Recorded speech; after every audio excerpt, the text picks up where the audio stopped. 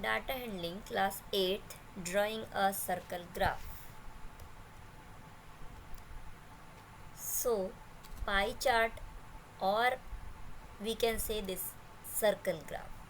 A pie chart is a type of graph that displays data in a circular graph. So this is your circle graph.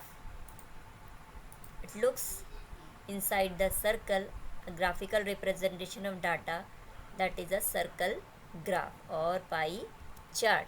So here is also one example of pie chart or pie graph or circle graph. So by this figure you can understand what are the favorite food for different persons, and that is in the percentage. So how to draw a circle graph? So let's we discuss about this. It is a circle graph which is used to represent data. In this, various observations of the data are represented by the sectors of the circle. The total angle formed at the center is 360 degree. The whole circle represents the sum of the values of all the components, and the angle at the center corresponding to the particular observation component is given by value of that particular component or value of the item upon total value of the items multiplied by 360 degree. And if the values of the observations are expressed in the percentage, then the central angle corresponding to particular observation is given by percentage value of the object divided by 100 multiplied by 360 degree. Now let the steps of construction, that how to construct a circle graph. First, we have to find the central angle for each component using the formula given on the previous page, that draw a circle of any radius, then draw a horizontal radius, and starting with the horizontal radius, draw radii making central angles corresponding to the values of respective components, and repeat the process for all the components of the given data. These radii divides the whole circle into various sectors, and now at last we can shade the sectors with different colors to denote various objects. So we can obtain in this way a required pie chart or circle graph. So let's start exercise 5.2, the third question, that we have to draw a circle graph. So the question is, draw a circle graph showing the following information. The table shows the colors preferred by a group of people. Now colors are given and number of people are given: blue 18, green 9, red 6, yellow 3, and total there are 36 number of peoples.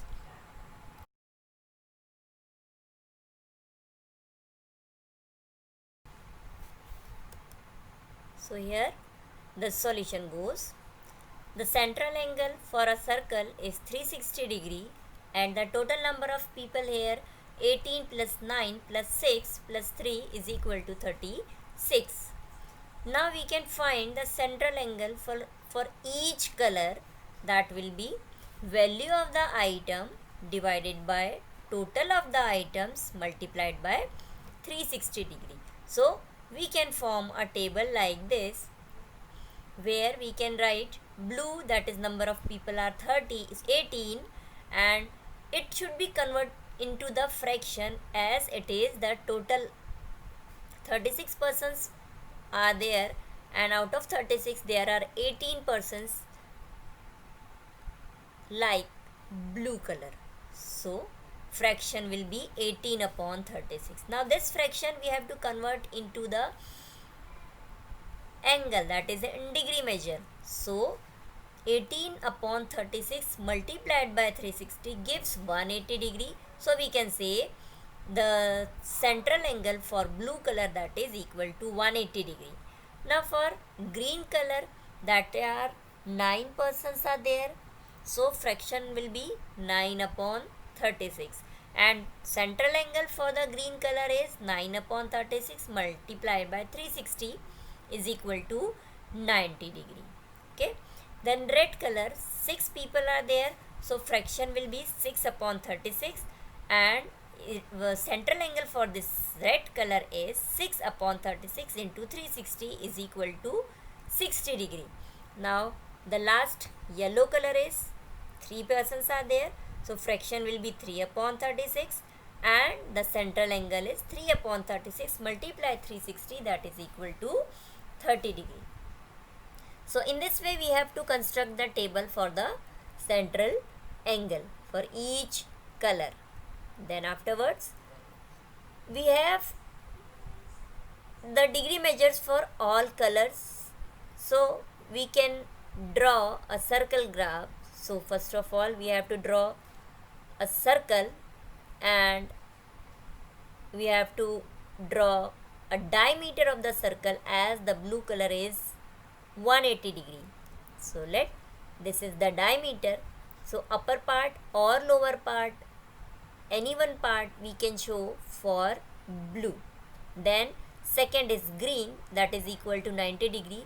So with the help of protractor we can draw a 90 degree angle. So it will be a 90 degree angle. So this is for green color. Now for red color, angle is 60 degree. So with the help of protractor again we draw the angle of 60 degree, and this shows the red color. Similarly, the last yellow color, it is of 30 degree. So when we will color this figure according to this red, blue, green and yellow, so our circle graph will look like as this. So finally we will have the circle graph for the given data. In this way we have to draw the circle.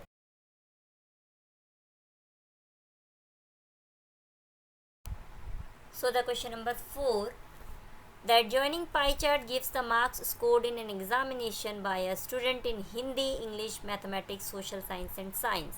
If the total marks obtained by the student were 540, answer the following questions. So by reading this circle graph, we have to give the answers for the questions. So one by one we will solve. So here its first question is, in which subject did the student score 105 marks? So we have to find by this circle graph where the subjects marks are not given but it is given in degree measure. So we have to find in which subject the student got 105 marks. So let's start. Total marks as it is given in the problem 540 marks. So central angle is given by value of item upon total of the items multiplied by 360 degree. So we have for 540 marks the central angle is 360 degree, that this circle graph is for total 540 marks. So we can say 540 marks is equal to 360 degree. Then for 1 mark the central angle would be 360 upon 540, and therefore we can calculate 105 marks. The central angle will be 360 upon 540 multiplied by 105, and it is equal to 70 degree. So we can say by this pie chart the student scored 105 marks in Hindi, that is 70 degree angle. Okay. Now the next second question is asking how many more marks were obtained by the student in mathematics than Hindi. So we have to find out the marks in mathematics, then we can say how many more marks in maths. So let's start. For 360 marks obtained for 360 degree marks obtained is 540. So 360 degree is equal to 540 marks.